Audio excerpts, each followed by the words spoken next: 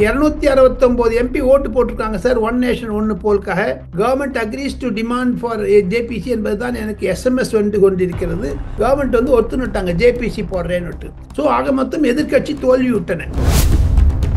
இன்னும் 10 வருஷத்துக்கு கவலையே கிடையாதுங்க. அதை பற்றி இன்னி அமித்ஷா என்று சொன்னார். சில வேண்டுமென்றே எம்பிக்கள் கிராஸ் ஓட்டிங் செய்கிறார்கள், ஊழல் செய்கிறார்கள் என்றெல்லாம் இன்று நாடாளுமன்றத்தில் பரபரப்பாக இருந்தது. வெளிவராத செய்தி, கச்சத்தீவை பற்றி கூட ரகசியமாக பேசியிருக்கிறார்கள். அதனுடைய முடிவு கூடிய விரைவில் வரும். அது 51 வருடத்திற்கு இந்தியாவிற்கு தர இருக்கிறார்கள் என்று தான் நான் கேள்விப்படுகிறேன். முதல்ல 99 வருஷம் கேட்டாங்க, இப்போ 51 வருஷம் வந்திருக்காங்க. ஒன்று நிச்சயம், இலங்கை இந்திய உறவு சுமூகமாக நடப்பதற்கு முக்கிய குறிக்கோளாக இருந்தது நரேந்திர மோடி. பொருளாதாரம், சுகாதாரம் மற்றும் எலக்ட்ரிசிட்டி கிரிட். இந்தியாவிலிருந்து நாங்கள் மண்ணெண்ணெய் கொடுக்கிறோம் என்றெல்லாம் 75,000 கோடி ரூபாய்க்கு உதவி செய்த இந்தியா. அண்ணாமலை கண்டினியூ ஆவார் கண்டிப்பாக. ஒருவேளை புதியதாக வரக்கூடிய தலைவர், ஒரு பெண்மணி தலைவர் என்று சொல்லுகிறார்கள், அவர் வந்து அந்த பெண்மணி தலைவர் போடலாம், இல்லை இவரையே கண்டினியூ பண்ண சொல்லலாம். ஸோ ஆக மொத்தம்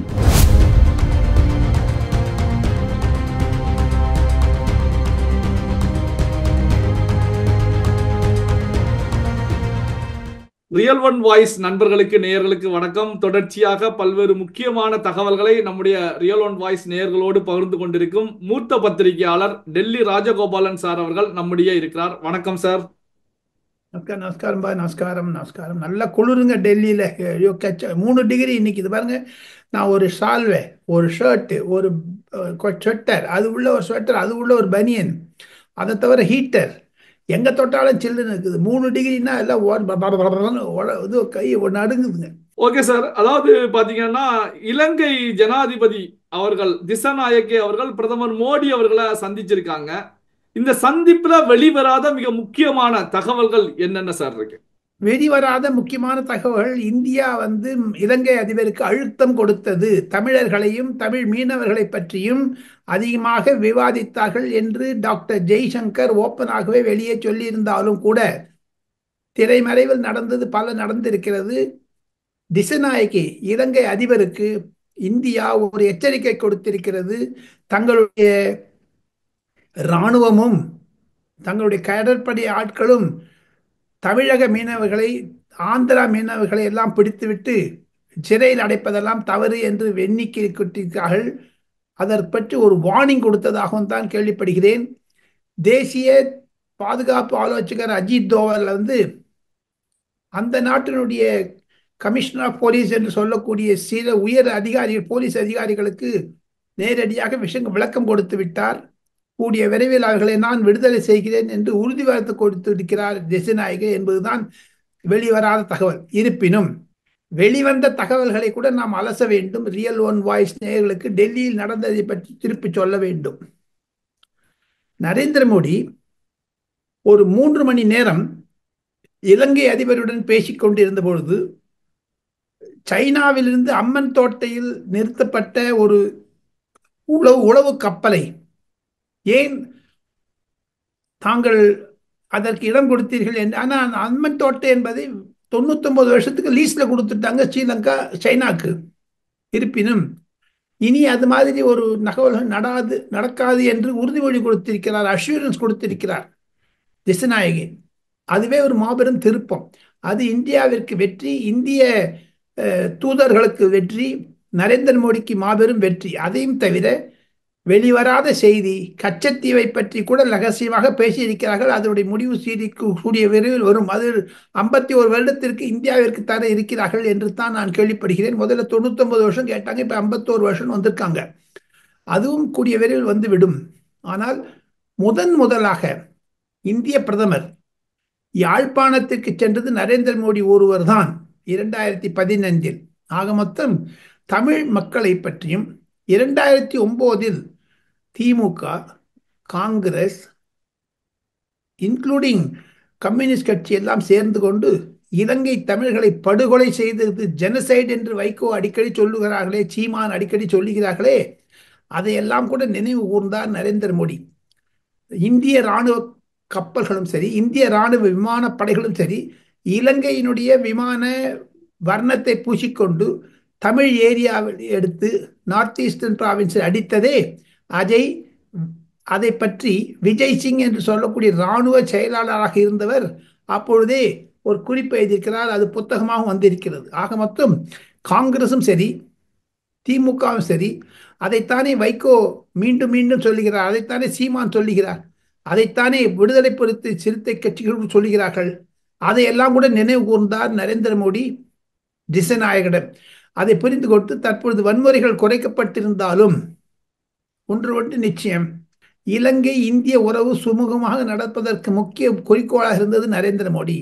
பொருளாதாரம், சுகாதாரம் மற்றும் எலக்ட்ரிசிட்டி கிரிட், இந்தியாவிலிருந்து நாங்கள் மண்ணெண்ணெய் கொடுக்கிறோம் என்றெல்லாம் 75,000 கோடி ரூபாய்க்கு உதவி செய்த இந்தியா மீண்டும் 25,000 கோடிக்கு தருக. ஆக மொத்தம் 1,00,000 கோடி ரூபாய்க்கு நாங்கள் எங்க 6 லட்சம் குக்கர் அடிச்சிருக்கோங்க சார். அது அவ்வளோனும் சின்ன சதுவாக இருந்தால் கூட 6 lakhs குக்கர்ஸ் தமிழ் மக்களுக்கு கொடுக்காத அது இலங்கை பௌத்தர்களுக்கும் இலங்கைக்கும் கொடுத்துட்டாங்க.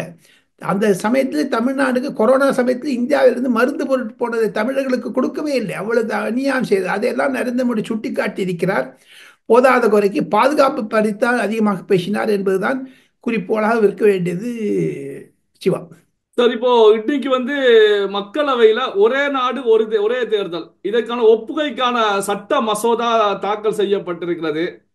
இது இப்போ கரண்டா இருக்கக்கூடிய அப்டேட் என்ன சார் இப்போ இது குறித்த? இப்பொழுது ஓட்டு எண்ணிக்கை நடந்து கொண்டிருக்கிறது.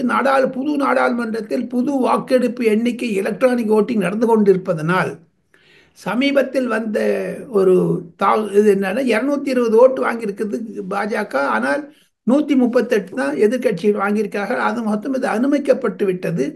ஜேபிசிக்கு போக வேண்டுமா வேண்டாமா என்பதை பற்றி கூட வாக்கெடுப்பு கேட்டார்கள். அதற்கு நாம் இருவரும் பேசிக்கொண்டிருக்கும் போது வாக்கெடுப்பு தான் நடந்து கொண்டிருக்கிறது. சிவா சிலப்போ இந்த வாக்கெடுப்பை பொறுத்த வரைக்கும் பாஜக மூலமாக கொண்டு வரப்பட்ட ஒரே நாடு ஒரே தேர்தல் சட்டத்தை பொறுத்த வரைக்கும் மக்களவையில ஒப்புதல் கிடைத்து விடும், உறுதியாக கிடைத்து விடும் அப்படின்னு எடுத்துக்கலாம். அதிகமான எண்ணிக்கை இருக்கிறது, அதிகமான எண்ணிக்கை இருக்கிறது. அதுதானே அங்க ஒரு நல்ல ஒரு அரசாங்கத்திற்கு நல்ல சமாச்சாரம். அதுதானே 269 எம்பி ஓட்டு போட்டிருக்காங்க சார். ஒன் நேஷன் ஒன்னு போல்காக government agrees to demand for JPC என்பதுதான் எனக்கு எஸ்எம்எஸ் வந்து கொண்டிருக்கிறது.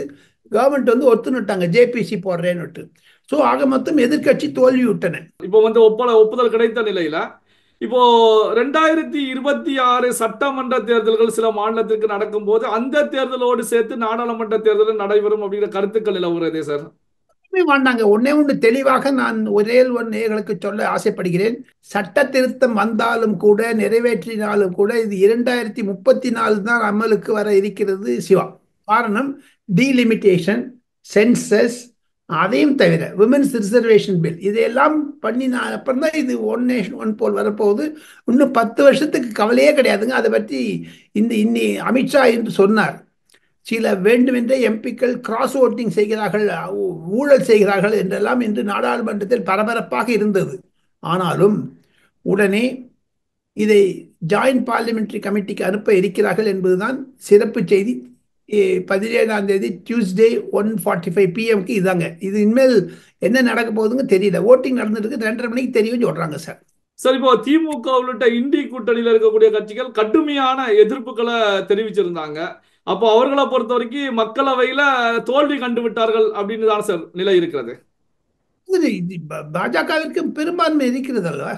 369 எம்பி தானே இருக்காங்க. 3 லைன் விப் கொடுத்து கூட எல்லா எம்பிக்களும் இருக்க வேண்டும் என்று பாஜக இருக்காங்க. காங்கிரஸ்காரங்க திரும்ப இல்லையே. எங்க இவிஎம் வாண்டாங்கிறாங்க, ஒன் நேஷன் ஒன் போல் வாண்டான்னு எப்படிங்க சொல்ல முடியும்? அவங்க வாட்டில் ஒரு பிரச்சனைகள் சொல்லி இருப்பார்கள். ஆனால் எதிர்கட்சி தோல்வி அடையும் என்று தான் சொல்லுகிறேன். எனக்கு அப்டேட் வந்தால் நான் கண்டிப்பாக தங்களுடைய நேயர்களிடம் பகிர்ந்து கொள்கிறேன். நான் எப்பொழுதும் பார்த்து கொண்டு தான் இருக்கிறேன். அது தொலைக்காட்சியில் சரியாக வரவில்லை. இருப்பினும் அது ஒரு மாபெரும் திருப்பமாகத்தான் இருக்கும். சிவா சார், இப்போ இந்த ஒரே நாடு ஒரே தேர்தலில் திமுக இந்திய கூட்டணியில் இருக்கக்கூடிய கட்சிகள் எல்லாம் எதிர்க்கும் போது ஜெகன்மோகன் ரெட்டியுடைய ஒய்எஸ்ஆர் காங்கிரஸை பொறுத்த வரைக்கும் ஆதரவு தெரிவிச்சிருக்காங்க. இதை எப்படி சார் பாக்குறீங்க? அது ஒரு புது நூதனமாக இருக்கிறது அல்லவா? அது ஒரு நூதனமான செயல். ஒய்எஸ்ஆர் இருக்காங்க. அது மாதிரி இப்போ திமுக கூட ஆதரவு தெரிவித்து சில சட்ட திருத்தங்களை கொண்டு வந்தால் மத்திய அரசாங்கம் ஏற்கக்கூடிய தான் இருக்கும். இந்த மத்திய அரசாங்கம் இது ஒரு குரூஷியல் ரீஃபார்ம், இது புரட்சி திட்டமாக காண்கிறார்கள் இதை. அது ஒன்று செய்து விட்டார்கள் என்றால் இந்தியாவிற்கு ஒரு ஒரு ஒரு முக்கியமான திருப்பமாகத்தான் இருக்கும். ஏன்னா எதிர்க்கட்சிகள் எல்லாம் தன்னுடைய வாக்குகளை எல்லாம் சிதறி சிதறி போக்கணும். அதுக்கு ஒரு விதத்திற்கு பார்த்தால் எங்க இந்தியாவில் சைமல்டேனியேஷன் நடக்கலையாங்க சிவா? 1952, 57, 67 கூட நடந்துங்க சார். நானே பார்த்துருக்கேன் sir. All over India, all over எல்லாம் நடக்கும். நடுவில் மிட்டம் வந்ததுனால தான் மாறி மாறி போச்சு. தமிழக அரசாங்க சட்டசபை கலைக்கப்பட்டதனால் அந்த 5 வருட சர்க்கிள் வரல. எங்க சுதர்ஷன் ஆட்சியை பற்றி இதை பற்றி நன்றாக அலசி அவர் ஒரு ஜேபிசிக்கு சேர்மனாக தானே இருந்தார். ஸ்டாண்டிங் கமிட்டி ஆன் லா அப்படிங்கிறது. சார், இப்போ தமிழக பாஜக தலைவராக அண்ணாமலை இருக்காங்க. அவருடைய பதவிக்காலம் கடந்த ஜூலை மாதம் முடிவடைந்து விட்டது. மீண்டும் அண்ணாமலை அவர்களே இரண்டாவது முறையாக தலைவராக கொண்டு வர போறாங்க. இதற்கான திட்டத்தில் தான் டெல்லி பாஜக தலைவர் இருப்பதாக செய்திகள் வெளிவந்துகிட்டு இருக்கு. மீண்டும் அண்ணாமலை அவர்களே இரண்டாவது முறையாக தமிழக பாஜக தலைவராக தொடர்வாரா சார்? டெல்லியில எப்படி சார் நிலவரம் இருக்கு? இன்று டெல்லியில் இருக்கக்கூடிய டைம்ஸ் ஆஃப் இந்தியா இந்த ஆங்கில பத்திரிகையில் அண்ணாமலை தொடர்வார் என்று தான் வந்திருக்கிறது. அதை பற்றி இன்னும் ஊர்ஜிதம் செய்யவில்லை. தேசிய பாஜக தலைவர் ஜே.பி. நட்டா அவருடைய பதவிக்காலம் முடிந்ததனால் அந்த பதவி காலத்துக்கு தேர்தல் நடக்க இருக்கிறது. மார்ச் மாதம் தேர்தல் நடக்கும் என்று சொல்லுகிறார்கள். அது மட்டும் அண்ணாமலை கண்டினியூ ஆவார் கண்டிப்பாக. ஒருவேளை புதியதாக வரக்கூடிய தலைவர் ஒரு பெண்மணி தலைவர் என்று சொல்லுகிறார்கள். அந்த அவர் வந்து அந்த பெண்மணி தலைவர் போடலாம், இல்லை இவரையே கண்டினியூ பண்ண சொல்லலாம். ஸோ ஆக மொத்தம் இது போக போகத்தான் தெரியும் என்ன என்று.